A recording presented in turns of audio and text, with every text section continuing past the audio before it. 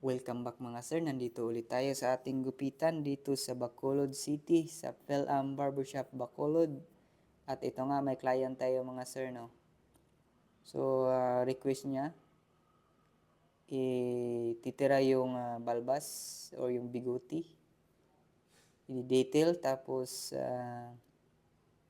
may kunting guhit sa kabila. So itong mga sir no, yung scalp niya ay may balakubak or dry skin or kaspa sa Bisaya. So ito mga sir no, bumagay naman yung request niyang gupit na boar spade. So ito yung tapos na gawa mga sir no. Naka-detail na rin, may guhit galing sa kilay hanggang sa ulo. Yan mga sir, bumagay naman sa kanyang hugis ng ulo. So comment naman kayo dyan mga sir. Thank you.